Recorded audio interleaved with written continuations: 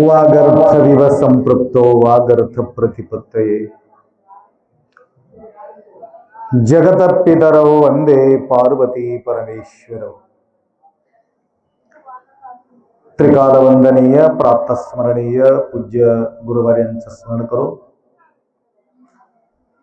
सुक्षेत्राधिपती मन्मथ माऊली माऊलीचा पावन सानिध्यात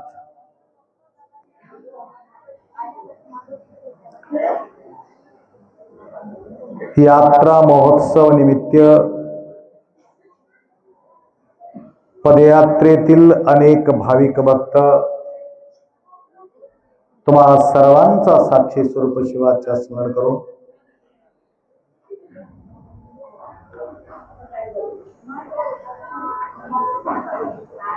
पौर्णिमे कधी आहे? पौर्णिमा आज कशाला आलात?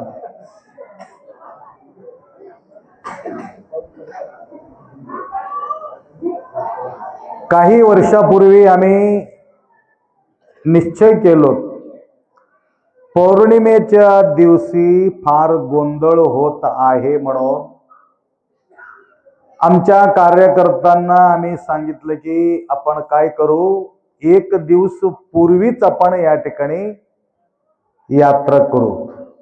समाधानकारक आपल्या दिंडी आनंदपूर्वक दर्शन होईल, गर्दी होणार नाही, समाधानकारक आपल्याला त्या ठिकाणी आनंद लुटता येते म्हणून आम्ही संकल्प केलो।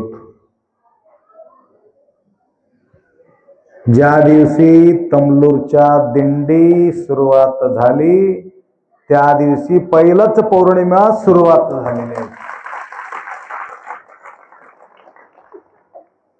बघा, ज्या ठिकाणी आपलं हे भक्तगण प्रवेश करतात समजून घ्यायचं त्या दिवशीच पौर्णिमे माऊलीचा आहे।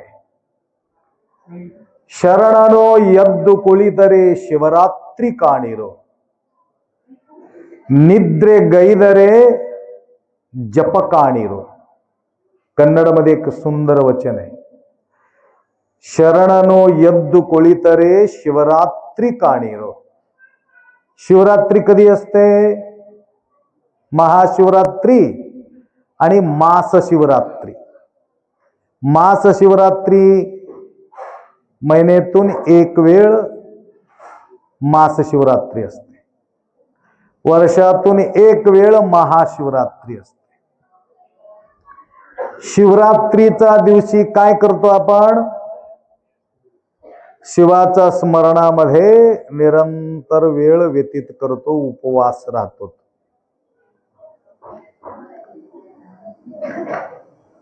तरी संत एक महान विभूती पुरुष असं म्हटलं शिवरात्री महिन्यातून एक वेळ येत नाही, दर दिवस शिवरात्री आहे, दर दिवस जप आहे. शिवरात्रीच्या निमित्तानं जप बी असतो, उपवास बी असतो, शिवरात्री असतो. दर दिवस म्हणजे कोणतं?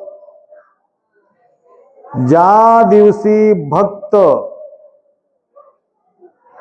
झोपी जातात त्या वेळेला जप सुरुवात होते.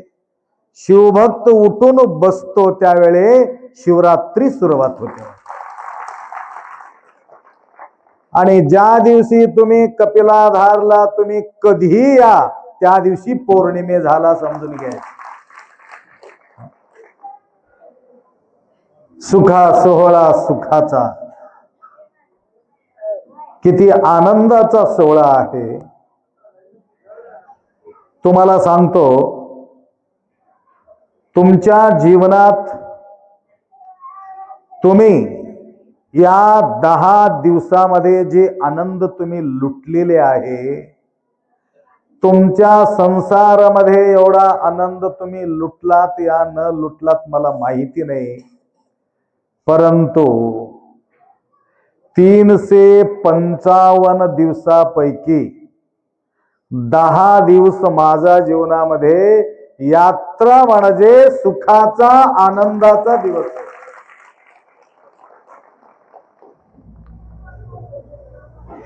वेळाचा भान कळत नाही. 10 दिवस कसं निघून जातात काही पत्ता लागत नाही. वेळ अपुरा पडतो.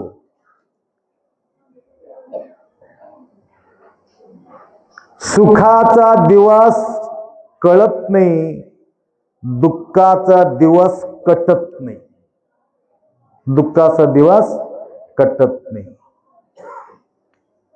फार मोठा रात्री आहे त्याला वाटते, मोठा दिवस आहे त्याला वाटते, परंतु आम्हाला वाटते मला प्रवचन करायला सुद्धा मला वेळ, हे कलाकार लोकांनी माझा बदला घेतात. आला का लक्षात? माईक सोडायला तयारच नाही, तरी सुद्धा त्यांच्या या स्वरामध्ये जे आनंद आपण लुटतो, प्रत्येक गावात गेल्यानंतर एक प्रकारच्या संगीतमय वातावरण करून येणाऱ्या भक्तांच्या पाय दुखत असेल, फोड आला असेल, बरेचसे प्रॉब्लेम होत असेल, परंतु देहाकडे त्यांच्या लक्ष न राहता फक्त यांच्या मधुर वाणीमध्ये त्यांच्या मन गुंतलेले असते. हरपले तान भूक.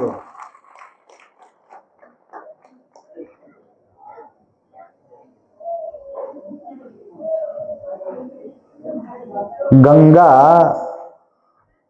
कुठं होती माहितीये का? गंगा शंकर भगवंताच्या शिखामध्ये गंगा होते. शिखरातून गंगा वाहून खाली कशासाठी आले? सगळ्यांचं कल्याणासाठी गंगाला शंभू महादेव सोडला. कुठंतरी आज मी बघितलो, कळसंबरला कुठंतरी वाचलो मी. किती लोक वाचले मला माहिती नाही. पाणी सांभाळा, पाणी सांभाळा. पाणी सांभाळून वापरता येते, परंतु पाणी मात्र निर्माण करता येत नाही असं लिहिलेलं होतं. किती महत्व आहे पाणीचं. त्या प्रकारे गंगावर ते शिखरावर असलेले शंभूचा शिखरावरून गंगा वाहून खाली आली.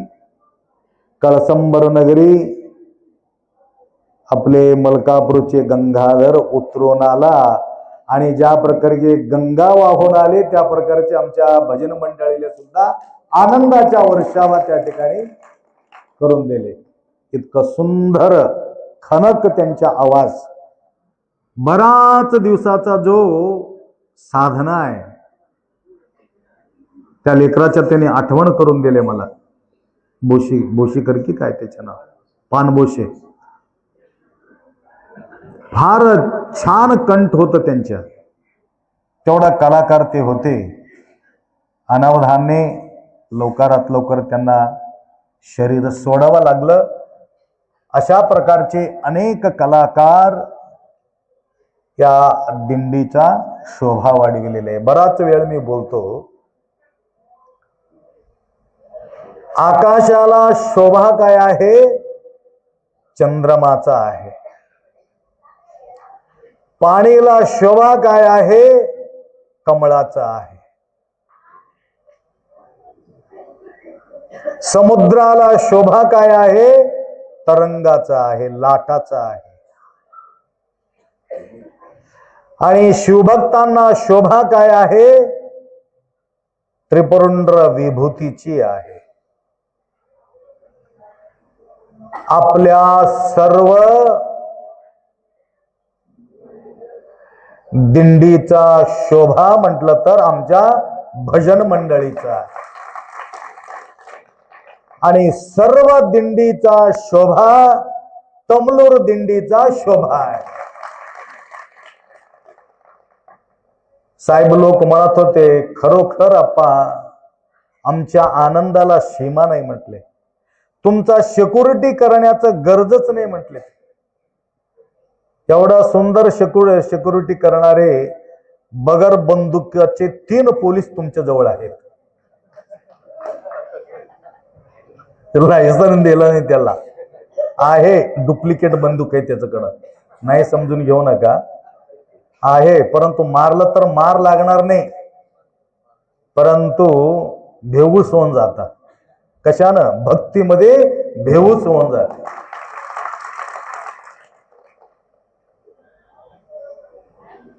मला आनंद वाटते. एक लेकरू कोणतं तरी गावाला भेटली मला. छोटासा लेकरू होतं, एक 8 वर्षाचे होते. सगळं प्रवचन ऐकून जात होते. ते लेकरू मला येऊन म्हणत होते, महाराज म्हणले काय झालं? माय तुमच्या प्रवचन लय छान आवडते म्हणले. मग काय झाले? तुम्ही ते कोणतं तरी गाव आहे आप्पा, दिंडी काढते बघा, चापोली की, तुम्ही चापोलीला कस काय येणार म्हणले मला. मला तुमचे हे गाव सोडून तिकडे चापोलीला मला कसा येते. इकडून दिंडी निघाले. म्हणजे छोट्या छोट्या लेकरापासून सुद्धा ऐकण्याची इच्छा, माऊलीच्या प्रती तुमचा निष्ठा आम्ही या यात्रेमध्ये पाहत असतो. अनेक विश्रांती घेत असलेले सद्भक्त सुद्धा त्या वेळेला येऊन आपल्या 2 गोष्टी श्रवण करतात. सरांनी फार सुंदर या ठिकाणी तुम्हाला सांगितलेले आहे. दर दिवस प्रवचनाच्या माध्यमातून अनेक गोष्टी तुम्हाला ऐकायला मिळाले. जीवन हा अनमोल जीवन आहे.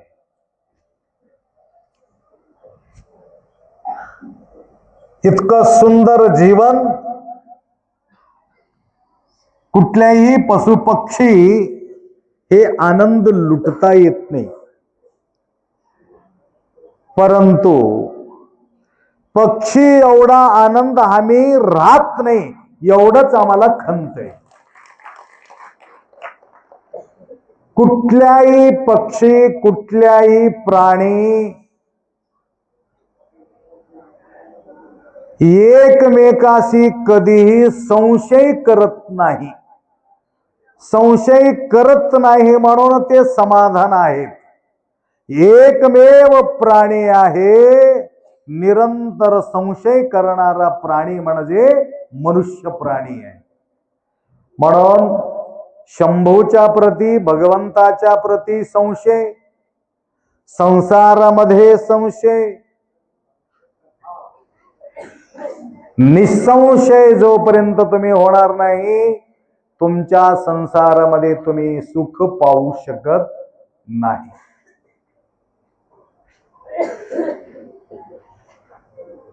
आमचा भरोसा आम्हाला नाही, दुसऱ्याचं घेऊन आपण बसलो. तुमचं मन तुम्हाला कंट्रोल नाही, तुमच्या बुद्धी तुमचा कंट्रोल मध्ये नाही, आणि दुसऱ्याचा कंट्रोल करण्याचा भानगडीमध्ये आपण पडतो. रात्रंदिवस तेच तळमळ असते.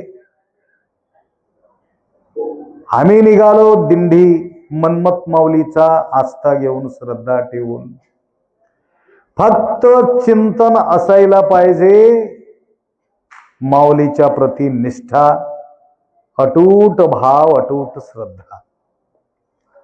अशा प्रकारच्या निष्ठा बाळगून आपण ज्यावेळी येणार आहे, त्यांच्या 100% तुमचा दोष समाधान करणार आहे. विचलित झाल्यानंतर तुमचा पूर्ण समाधान होत नाही. एक पॅनल बसविली आम्ही इथं, पॅनल बोर्ड मोठा. पहिले काय व्हायचं, तिथं फ्यूज, इथं फ्यूज, तिथं फ्यूज, असं धर सोड धर सोड धर, लाईट जाणे येणे जाणे येणे जाणे येणे. गडबड लाईटचं नव्हता, गडबड कशाची होतं, फ्यूजच. लक्षात आलं का? तस माऊलीचा गडबड नाही, टचिंग होण्यामध्ये आमचं गडबड आहे. मजबूत बसून घ्या तार, ह्या डोक्यामधला जो तार आहे ना, मजबूत बसवा. ते जळून बी नाही, वेस्ट होऊ बी नाही, वेळ घडी घडी गळून पडू नये. मजबूत असेल त्या ठिकाणी कधीही करंट जाणार नाही. त्या प्रकारे आम्ही असा टचिंग मध्ये आम्ही असायला पाहिजे. अशा प्रकारच्या जो टचिंग मध्ये भक्त राहणार आहे, देव सुद्धा तुम्हाला गच्ची पकडून राहणार आहे, कधी तुम्हाला सोडणार नाही. म्हणून बराच वेळ मी बोलतो, केलं तर माकडाचा भक्ती करा एक, किंवा मांजराचा भक्ती करा एक. देवावर सोडून मोकळं झोपी जा, देव तुमचा सगळं भला करतो. किंवा देवाला असा घच्च पकडा, बिलकुल निष्ठता कामा नये. त्या प्रकारचे माकडाच्या पिल्ली माकडाला कसा पक्का पकडते ना, त्या प्रकारे माऊलीला आपण पकडावं. सोडलं तर असं सोडावं, मांजराचं पिल्लीसारखं पडून राहावं. देवच येतो, देवच धरतो, देवच घेऊन जातो, आणि तुम्हाला परेशान व्हायचं. अशा प्रकारचे काही भक्त आपल्या या मठाला जुळालेले आहेत, मिळालेले आहेत. माऊलीच्या कृपेने हे भक्त माझा भाग्याने तुम्ही मला भेटलेले, हे मी आनंद मानतो. तुम्हाला वाटत असेल आमच्या भाग्यानं गुरुमाऊली मिळालेत, नाही नाही नाही, माझा भाग्यामुळं तुम्ही सगळे मला मिळाले, हे आनंदाचं गोष्ट. कोणाचा दोरी कोणाचा हातात असलं तर काय होणार आहे, सूत्र दोरी तुझ्या हाती. आजीचा हातात असलं तर काय, देवाचा हातात असलं तर काय, दोरी एकच आहे, दोघाचा हात एकच आहे. त्या प्रकारे आपण माऊलीच्या प्रती निष्ठा बाळगून अनेक भाविक भक्त तुम्ही आलात. या ठिकाणी आल्यानंतर काही काही भक्तांना मन्मथ स्वामी 1 वर्ष 2 वर्ष 3 वर्ष 4 वर्ष 5 वर्ष, जवळजवळ 18 वर्ष 19-20 वर्ष पर्यंत लेकर झालेले नाही, परंतु निष्ठा काहीही लोक सोडलेले नाही. तसे 2-3 मुलं या ठिकाणी माझ्याजवळ आले होते. अप्पा बघा 18 वर्ष पदयात्रा केल्यानंतर ही लेकरू मला भेटले बघा म्हणून म्हणत होते. एक केदार म्हणणारा मुलगा ते घेऊन आले होते. केदार माऊलीचा प्रसाद आम्हाला भेटल्यामुळे हे केदार भेटलेले. अशा प्रकारचे अनेक आपण 1 वर्ष आलं, 2 वर्ष आलं, 3 वर्ष आल्यानंतर आपण वाट सोडून देतो, मोकळं होऊन जातो. परंतु लेकरं भेटो या न भेटो, पैसा भेटो या न भेटो, शेत भेटो या न भेटो, संसारातील वस्तू भेटो न भेटो, परंतु तुमच्या आयुष्यामध्ये भक्ती करण्याच्या भाग्य मिळते. त्याच्या अतिरिक्त दुसरं कोणते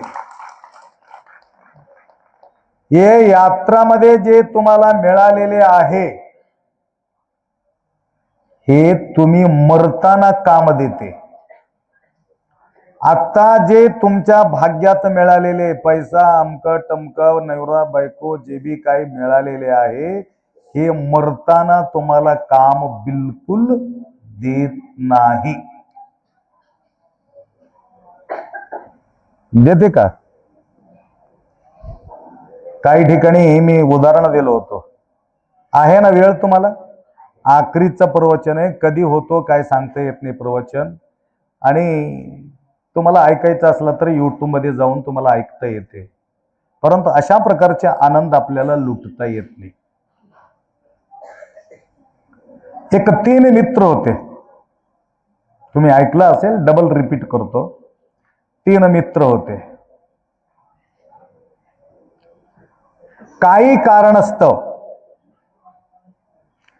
3-4 मित्र वेगळे वेगळे मोठा झाल्यानंतर दूर दूर निघून गेलेत. गलती नसताना एक मित्राला पोलीस पकडले. त्याला फाशीची शिक्षा झाली. त्यावेळे वकील बहस करत असताना त्यांनी म्हटलं, कोणीतरी तुझ्यासारखे तुझं काही गलती नाही असं कोणी म्हटलं, तू फाशीपासून मुक्त होतोस. त्यावेळी त्या 3 मित्राच्या आठवण आले त्यांना. हो, मी सांगू शकतो, माझा जीवलग मित्र आहेत. ते सांगू शकतात मी फाशीपासून मुक्त होऊ शकतो. 3च गरज नाही आम्हाला. एक व्यक्तीला इथं कोर्टापर्यंत घेऊन या आणि साक्षी सांगायला लावा. खोटा साक्षी सांगणारे बी लोक आहेत. देवाचा शपथ घेऊन खोटाचा साक्षी सांगू लाग.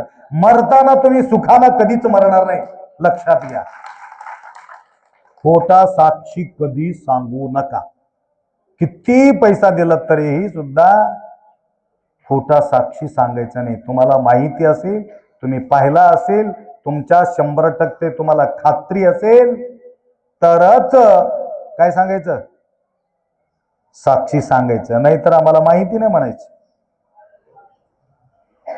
तुम्हाला 2 लाख रुपये देतो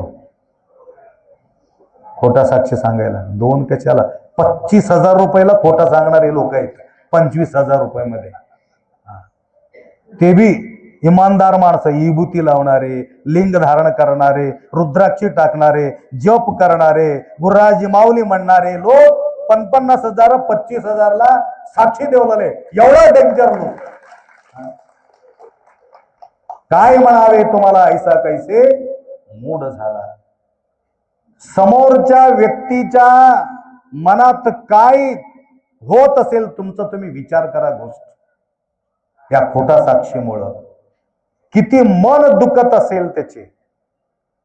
पैशासाठी तुम्ही इमानदारी विकून टाकलात. म्हणून सावधान रहा. शेवट धर्म कीर्ती द्वयस्थिरम, आपल्या सोबत पुण्य आणि पाप दोनच गोष्टी आपल्या सोबत येणार आहे, दुसरं काहीच येणार नाही. त्याला आठवण आलं, 3 व्यक्ती आहे, मी इमानदार आहे, माझ्या जीवनात कोणाचाही अशा प्रकारच्या पापकृत्य मी केलेले नाही. त्यांच्या गोष्टी ऐकलं तर जज साहेबला बी वाटत होतं खरोखर ह्याच्या बोलण्यामध्ये काही ना काही अर्थ आहे, परंतु मला साक्षी गवाह साक्षी असल्याशिवाय मला ह्याच्यापासून त्याला मुक्त करता येत नाही. त्याला भयानक आनंद वाटला, कारण जीवलग मित्र होते ना. पळत पळत गेला, हुडकून काढला. पहिला ज्यांच्यावर यांचा विश्वास होता त्यांच्याकडे गेले. फार खुश वाटलं त्याला. कोणाला? मित्राला. एवढं आलिंगन करून घेतले, फार आनंद वाटला. आपत्कालेषु मित्रेषु, मित्र कोण आहे? आपत्कालामध्ये उभा राहणारा व्यक्ती तो खरा मित्र आहे. आपत्कालेषु मित्रेषु, पैशासाठी मित्रत्व करणारे अनेक असेल, स्वार्थासाठी मित्र असणारे अनेक असेल. तर जाऊन भेटला, कशासाठी आलात? बराच दिवस झालं भेट झाली तुमची. काय नाही हो, मला फाशीची शिक्षा झाली. मग तुम्हाला काय करायचंय? फक्त कोर्टापर्यंत येऊन हे व्यक्ती अशा प्रकारचे काम करू शकत नाही, मला 100% विश्वास आहे, तुम्हाला येऊन सांगावं. त्यांनी म्हटलं, माझ्या घरामध्ये बसून मी सांगू शकतो, घराचा बाहेर येऊन मी सांगू शकत नाही. मला दुसरा मित्राला भेटलं, दादा अशा प्रकारचे संकट आलेले. त्यावेळी त्यांनी सांगितले, मी कोर्टापर्यंत येऊ शकतो, कोर्टामध्ये येऊन मी बोलू शकत नाही म्हणले. आखरी एक विश्वास होता त्याला भेटलं. तुमचं कसं आहे? त्याने म्हटलं, कोर्टाच्या कटकरीमध्ये उभा राहून, कुठं उभा राहून बोला म्हटलं तर त्या ठिकाणी उभा राहून मी बोलू शकतो, काहीच काळजी करू नको, चला म्हणून त्यांच्यासोबत निघाले. हे 3 मित्र बाहेरचे नाही, आपलं जवळचे आहेत. लक्षात आलं का?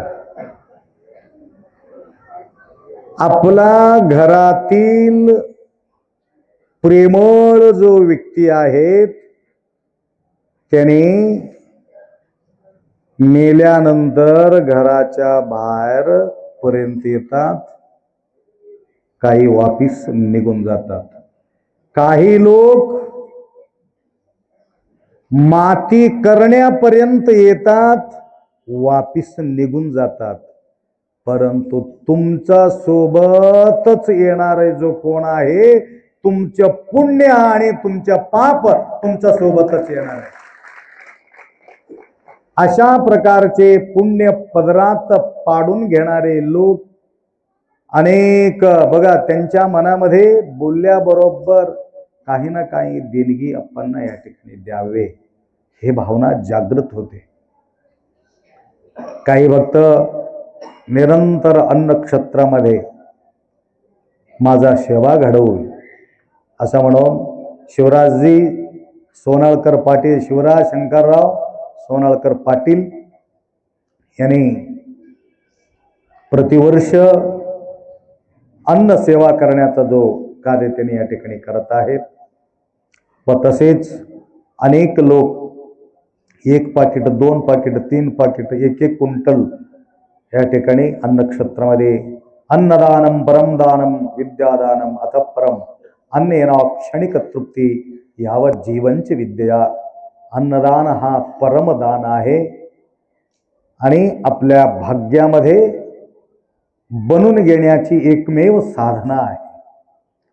त्या प्रकारे सर बोलत होते. हे जे आश्रय या ठिकाणी जे निर्माण केलेले आहे, आपला दिंडी प्रारंभ होऊन किती वर्ष झाले? 23 वर्ष. 23 वर्षाच्या पूर्वी एक गुरु महाराजांचा आशीर्वाद भेटले मला. सांगू की ना तुम्हाला? आहे वेळ. आशीर्वाद सगळ्यांना मिळते. तुमच्या जीवनात किती लोकांच्या आशीर्वाद भेटले, परंतु तुम्ही आशीर्वाद घेतला नाही. उद्यापासून तुम्ही सगळे आशीर्वाद घ्या. कोण कोणाचं? जे तुम्हाला शिव्या देतात, जे तुम्हाला दुःख देतात, जे तुम्हाला हकलपट्टी करतात, जे तुम्हाला आश्रय देत नाही, समजून घ्यायचं त्यांच्या आशीर्वाद आम्हाला भेटले.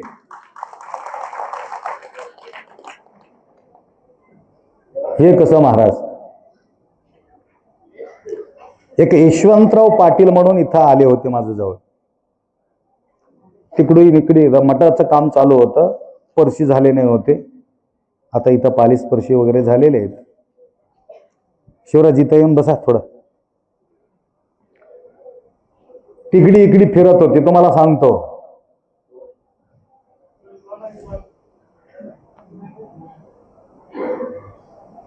कस काय पाटील, कस काय असं तिकडी इकडी फिरू लागलात?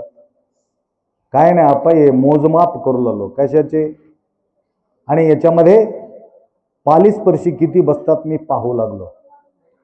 आता सध्या त्याचं काम नाही, माझ्याजवळ तेवढा पैसा नाही, उगा राहू दे. नाही नाही नाही, उगा मोजतो म्हटलंय. ते मोजमाप करून बीडला गेले, एक लोड भरून आणून इथं उभा केले. मला पत्ताच नाही. मी त्यांना विचारलं, हे शेवा बापूचा आशीर्वाद आहे म्हटले. कोणती बापू? त्यावेळी त्यांनी सांगितले, त्याचे गाव मला आठवण नाही, ते लातूरमध्ये राहतात. आमचे 2-3 कार्यकर्ता सुद्धा त्यांच्या घरी गेले होते. बापूचा आशीर्वाद आहे म्हणले. हे परशी आणण्यासाठी बापूचा आशीर्वाद आहे. माझा लातूरमध्ये वास करण्यासाठी बापूचा आशीर्वाद आहे. असा बापूचा आशीर्वाद. बापूचा कृपा म्हणून त्या घरावरती, त्यांच्या घरावरती नाव आहे. म्हणजे हे बापू कोण आहे? तुमचे गुरु आहे का म्हणलं?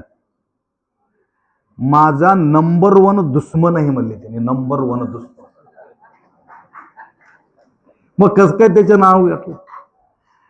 मी गावात होतो त्यावेळे मला असा मार मार देऊन गावात राहू दिला नाही. मला हकलपट्टी केले.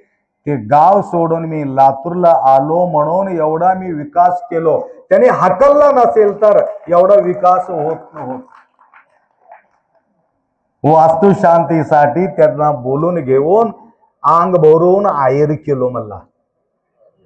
असे कोण आहे का तुमच्या जवळ बसलेले?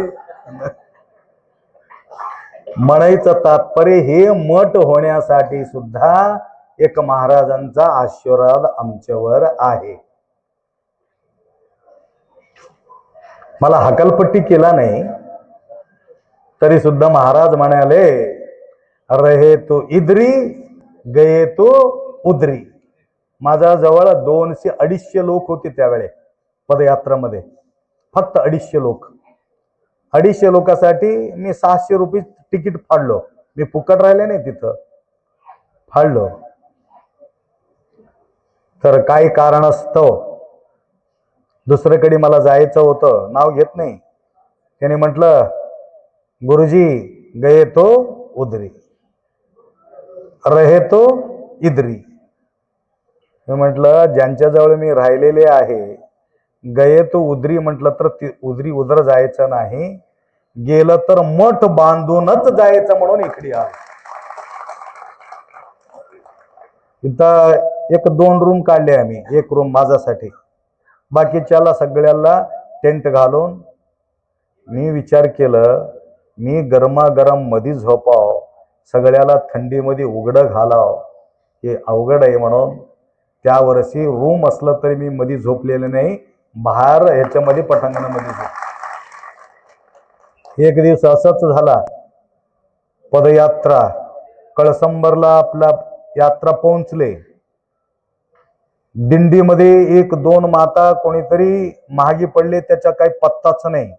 भयानक पाऊस पडला होता, विस्कळीत झाले होते, तर बाकीचे सगळं परेशान होते.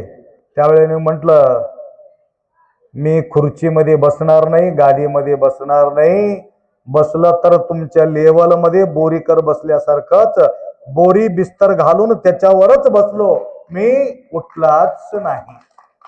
ज्यावेळे माय आले तो ते दोन आले, आता तर उठून खुर्चीवर बसा म्हटलं, तरच ज्यावेळे उठून खुर्चीवर बसलो तोपर्यंत बसले. तर अशा प्रकारचा जो संकल्प मन्मथ माऊली या ठिकाणी आमच्या ऐकून घेतले, तर आमच्या काही मठामध्ये मोठा प्रॉपर्टी नाही. लक्षात आलं का? फक्त 11 एकर शिल्लक राहिलेले आहेत, बाकीचे पुरा तिकडी इकडी भिकरून गेलेले आहे. त्या 11 एकर मध्ये जवळजवळ आता 2 लाख रुपये येऊन येतात वर्षाला. आमच्या वर्षाला 1 महिन्याला आम्हाला ते खर्च पुरत नाही. 4 नौकरदार आहे तमलोर मध्ये, 80 गाय आहेत,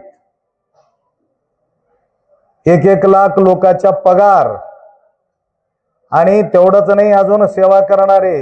इथं मठ, तमलोरला मठ, बिदरला 4 मठ, मदनूरला मठ. मग हे कसं चालत असेल? विचार करायचं गोष्ट आहे. तर या ठिकाणी आम्ही संकल्प केलो, मन्मथाच्या वाटामध्ये जे बी काही मला पैसा मिळेल, 1 नया पैसा तमलोरला घेऊन जायचं नाही, म्हणून संकल्प केलो. तमलोर नाही, कुठल्याही मठामध्ये घेऊन जायचं नाही. या दिंडीमध्ये सगळे आपला जो कार्यकर्ता आहेत, ज्या ठिकाणी डमरू खेळणारे जे लोक आहे ना, डमरी वाजवून लोकाला गोळा करून 4 पैसे कमाई करतात, आमचे हे सगळे डमरू वादक जमा करून हे बिल्डिंग बांधलेले आहे. लक्षात आलं का? 1-1 नया पैसा, 1-1 नया पैसा या खांबामध्ये यांच्या घाम भरलेले. आता वाजत असताना कितीतरी एवढा थंडीमध्ये घाम सुटले त्याला, वाजवून वाजवून. ओंकाराचा नाद, सांगवीकर काय किती नाद निघत होत. हे प्रल्हादजी, प्रल्हाद झाला नाही सर, प्रल्हादजी आणि हे यन्नावरजी, हे जे वाजणारे जे लोक आहे, या लोकांना आम्ही काही आम्ही मृदंग वाजवा आणि ढोलकी वाजवा म्हणून आम्ही कधी त्यांना फोन केले नाही. गंगाधर फोन केलं का या म्हणून? नाही. गंगा उतरून आल्यासारखं हे सगळे धावून इकडे येतात. त्याकरता या ठिकाणी अनेक भाविकांच्या सेवा या ठिकाणी लाभलेल्या आहे. तुमच्या प्रत्येक दिंडीमध्ये आपल्या दिंडीत काय उणीव आहे, काय अडचणी आहे, ते आम्हाला सांगायचं. आमच्या लक्षात येते आप्पा हे अडचणी आहे. सुधारा करत आलेले होतं. 23 वर्षाच्या काळामध्ये 23 प्रकारचे काहीतरी कमीतरचा असलेले आम्ही पुरवठा करत आलेले आहोत. परंतु काही कमी काही गडबड. आता तुम्ही असं म्हणाल आप्पा गावोगावी फर्स्ट क्लास 200-300 रूम बांधा, गरम गरम झोपी घाला, हे असले गोष्टी नाही. लक्षात आलं का? पाणी कमी पडलं, खायला कमी पडलं, असले काही गोष्टी कुठं अडीअडचणी. आता तरनाळीला यावर्षी थोडा गडबड झाली आपल्याला, तर ते MLA साहेब आम्हाला फोन केले. कोण असं केलेत की आम्हाला काही माहिती नाही. आप्पा पुढल्या वर्षी असं होऊ देणार नाही. पुढल्या वर्षी तुम्हाला आम्ही शाळा रिकामा करून तुम्हाला त्या ठिकाणी राहण्याचा व्यवस्था करतो, असं म्हणून त्यांनी फोन करून सांगितलेले. एक व्यक्ती केला, असं गडबड झाला. म्हणजे किती अडचणी आला तरी सुद्धा आपण माऊलीच्या प्रती निष्ठा बाळगून निघालेले आहोत. काय अडचणी भासणार नाही. त्या प्रकारे इथं अनेक कलाकारांच्या किती स्तुती केलं तरी कमी आहे. जे जे काही इथं नवीन नवीन नवीन नवीन आम्ही कशासाठी विचार केलो माहिती का? एक दिवस पहिला येण्याचं एकमेव कारण आमचं होतं, तुम्ही गेल्यानंतर दुसऱ्या दिंडीला सुद्धा या ठिकाणी आश्रय मिळावं म्हणून हे पहिल्या दिवशी आम्ही केलो. भक्तगणांचा संख्या जास्त असल्यामुळं उद्या बी तेवढंच पब्लिक येणार आहे, आज बी पब्लिक तेवढंच येणार आहे. बस रिकामा झाला तर बसमध्ये लोक बसता येते. बस फक्त भरून राहिला असेल तर दुसरा कोण व्यक्ती त्याच्यामध्ये चढू शकतो. तसा बसमध्ये सुद्धा एवढा बसला नसेल लोक. आमच्या बिल्डिंग मध्ये तेवढं लोक घरची भरलेले. पौर्णिमेच्या पहिल्याचा दिवशी तर मी चित्रकूटला गेलतो. कुठं? आता राम मंदिर वगैरे झाला नव्हता. जवळजवळ 18 वर्षाच्या पूर्वीच्या गोष्टी बोलतो मी. चित्रकूटला गेलतो. ऐकून घ्या सगळे. आमच्यासोबत काही भक्तगण टेंट वगैरे मारून ठेवले होते त्या रामाला. चित्रकूट त्या पहाडीवर जाताना एक नळ बसविले होते. बरेचसे लोक पाणी पिऊन जात होते. नळ तसंच वाहत होता. एक माकड उडी मारून आला, नळ बंद करून निघून गेला. परंतु हे माकड सारखा असले माणूस उलट ते माकडासारखा म्हणतो. माकडा एवढा गुण आमचं जवळ नाही, हे खंताचा गोष्ट. म्हणून वरी नळ बंद करा, नाही तर तुम्ही असं म्हणेल बंद केलं तर माकडं होऊन जाईल. एक विशेष गुण आपण प्रदान करून घ्यावे. कितीतरी लोक परेशान आहेत. तिथं पाणी खाली येत नाही. वरी उघडं ठेवण्यामध्ये काय अर्थ आहे? बंद करून ठेवा. एक एक थेंबाची आपण काळजी घ्यावी लागते. पाणी भरपूर आहे, परंतु इथून लिफ्ट करून वर जाणं म्हणजे करंटचं जरुरी पडते.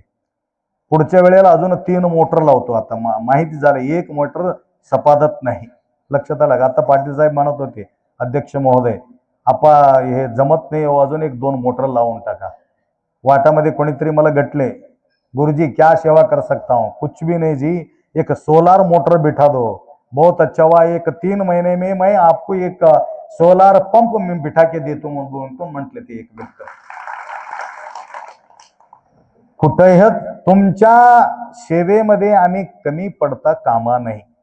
म्हणून एवढंच आपण इच्छा बाळगतो.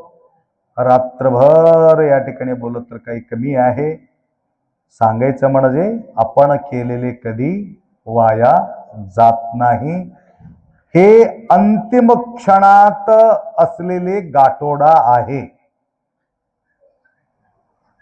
मी नेकनूरला गेलो काल रात्री.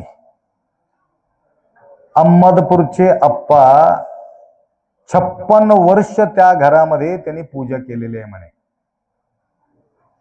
56 इयर एकाच घरामध्ये. तर ते जागा दाखवले. मग हे कस काय पाडले नाही तुम्ही? म्हणलं हे आप्पा पूजे केलेले जागा आहे म्हणून आम्हाला पाडू वाटत नाही म्हणले. ते पुरं खुळखुळीत झालेले आहेत. त्या ठिकाणी ते अजून त्याला सांभाळून ठेवलेत.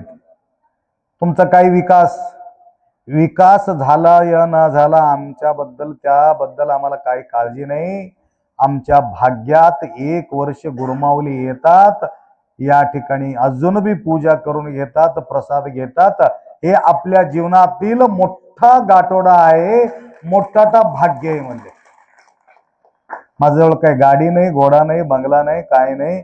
गुरु महाराजांच्या हे मिळालं तरच आशीर्वाद असा समजून घ्यायचा नाही, परंतु सेवा करण्याचा जो भाग्य, गुरु आणि लिंग जंगमाची सेवा करण्याचा भाग्य मनमत माऊली मागितले, परंतु आम्हाला न मागता गुरुमाऊलीचा सेवा करण्याचा संधी प्राप्त होत आहे.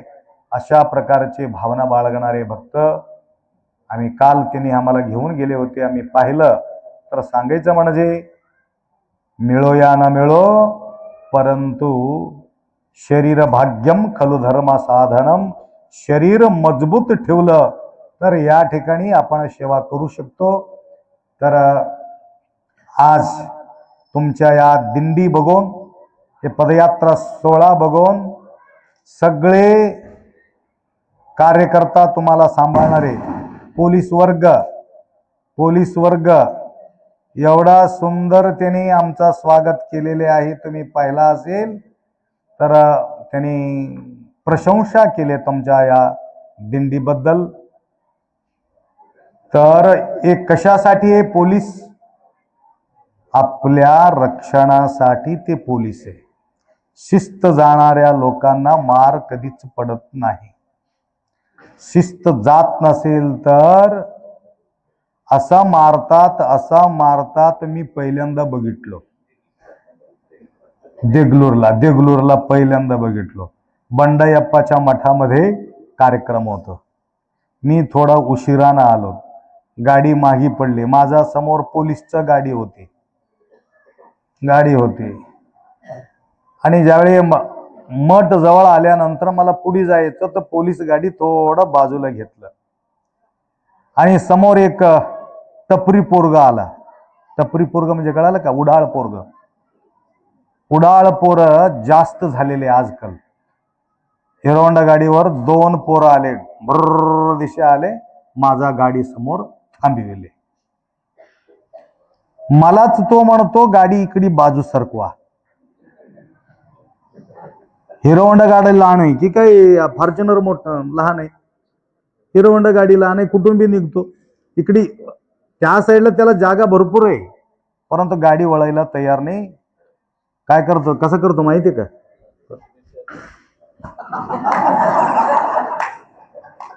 डोका हलवितो असा. इकडे जावा पोलीस गाडी आहे, तिकडे जावा पब्लिक आहे, आणि एकदम समोर. आता बाजूला कसं जर का पोलीस कसं बघितली की मला माहिती नाही. तो असा आला असा झडकून काढला, मार त्याच्या हातातला लाकडच मोडून गेलं. त्याच्या लाकडा मोडले की दुसरा पोलीस आला, त्याचं बी लाकडं मोडले, आणि तिसरा पोलीस आला. असा जमत नाही रे ह्याला म्हटलं. दोघही पाय धरले, दोघही हात करले, असा झोका खेळून उचलून त्या गाडीमध्ये फेकून टाकले, पोलीसच्या गाडीमध्ये. बापरे, मला वाटलं पोलीस बी असा मारतात का मग.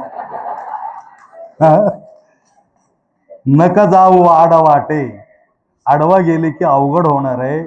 त्याकरता अवघड रस्त्याला जाऊ नका, व्यवस्थित राहा. आणि तसले सुरक्षित कर्मी आपल्याला प्रशंसा करून काय तुमच्या दिंडीचा शोभा आहे, गुरमावली असं म्हणून आमचे गुणगान करत होते. श्रावण मास मध्ये जे पोलीस कर्मी जो आहे, जे भक्तांना सुद्धा या ठिकाणी आम्ही प्रसादाचा व्यवस्था करतो. श्रावण मास मध्ये जे बंटेवार साहेब जे पोलीस कर्मी आहे, बीड जिल्ह्यामध्ये त्यांच्या निवास आहे, त्यांच्या घरला बी मी गेलतो पूर्वी. श्रावण मासात 1 दिवसाचा अन्नदान या ठिकाणी त्यांनी पूजा पाठ करून अन्नदान सेवा करून गेलो. तर अशा प्रकारचे भक्तिभाव बाळगणारे लोक आपल्या या दिंडीमध्ये सहभागी झालेले आहेत. वेळाच्या अभावी जास्त न बोलता सेवा करणाऱ्या सर्व भाविकांना आणि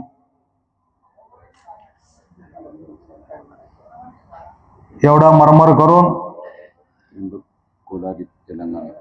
त्र्यंबक कोलारी तेलंगणा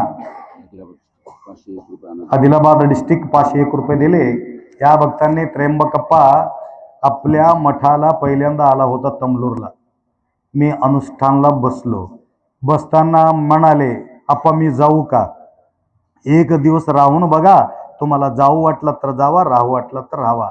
माझा 42 दिवस अनुष्ठान संपेपर्यंत त्याला जाऊच वाटला नाही. एकदा आले की जाऊ शकत नाही, येऊ शकत नाही, आल्यावर जाऊ शकत नाही. अशा प्रकारच्या सेवा करणारे आपल्या भक्तांच्या मालिकामध्ये आज त्यांनी सुद्धा अन्नदानामध्ये सेवा केलेली आहेत व तसेच आदिलाबाद डिस्ट्रिक्ट बालाजीराव त्यांचे आडनाव मला माहीत नाही, तर गुढीहत्नूरचे बालाजीराव मंगनाळे त्यांनी मठाच्या बांधकामासाठी लेकरा व्हायचा अगोदरच संकल्प केला. त्याला 4 की 5 मुली होते आणि मुली होते आणि मुलीच्या नंतर आता आप्पा तुम्हाला दान करतो, मला एक मुलगा हो दे म्हणून संकल्प केले होते. त्यांचेही सुद्धा या ठिकाणी आगमन झाला आणि दान केल्यावर त्या ठिकाणी गुढीहत्नूरमध्ये मठासाठी त्यांनी जागा दान केलेली आहे. तदनंतर त्याला एक पुत्र रत्न त्या ठिकाणी जन्म झालेले आहेत, त्यांची सुद्धा या ठिकाणी भेट झालेले आहेत. अशा प्रकारचे सेवा करणाऱ्यांपैकी आज शिवराजजी पाटील सोनाळकर या ठिकाणी उभा राहून मोठ्या सेवेमध्ये त्यांनी तत्पर आहेत. त्यांच्याबद्दल काल मी बोललो. त्यांची एक मोठा हिस्ट्री आहे. ती हिस्ट्री बोलत बसलं तर थोडा लांब जाणार आहे आम्ही. त्याकरता त्यांच्या सेवेचे कितीही गुणगान केलं तर कमी आहे. तर या अन्नदानामध्ये श्रावण मासातील अनेक भाविक भक्त सेवा करतात. त्या सेवेमध्ये अनेक लोकांच्या नाव बी आहे आणि अखंड अन्नक्षेत्रामध्ये जवळजवळ 400 लोक अन्नक्षेत्रामध्ये नाव नोंद केलेली आहे. 11,000 रुपये. आणि 2-3 वर्षापासून आम्ही त्यांना पत्र पाठवित नाही. त्यांना घरापर्यंत प्रसाद जात होते. कोरोना आल्यापासून आम्ही बंद केलोत. यावर्षी अजून सुरुवात करण्यासाठी आम्ही सांगतो. जवळजवळ 40 लाख रुपये अन्नक्षेत्रासाठी जमा आहे. त्याच्या इंटरेस्टवरून या ठिकाणी अन्नदान दर दिवस घडतो आणि एक दिवसासाठी जवळजवळ 1,000 रुपये त्या ठिकाणी आपल्याला इंटरेस्ट येतील, परंतु त्याला भरती करण्यामध्ये अवघड होतो. तरी सुद्धा या कार्यक्रमासाठी अनेक भक्तांना अजून काही अन्नदान करायचं असेल तर आईच्या नावाने वडिलाच्या नावाने, हे लाईटचं नाव पडत होतं ते बंद पडले, तर तुमचं नाव नोंद मनमत माऊलीच्या मनामध्ये नोंद झालेले आहे. त्याकरता अशा प्रकारे 1 वर्षातून एक वेळ या ठिकाणी शिवराज सोनाळकर यांना सेवेमध्ये प्राप्त होत आहे. आता त्यांच्याकडून या ठिकाणी सत्कार करण्यात येईल. तर गुरुमाऊलीचा आशीर्वाद असो. तुम्हा सगळ्यांचा अभिष्ट चिंतन करतो. 2 शब्द या ठिकाणी विराम करू. गोंधळ न करता सावधानकारक सगळ्यांनी प्रसाद ग्रहण करून घ्या.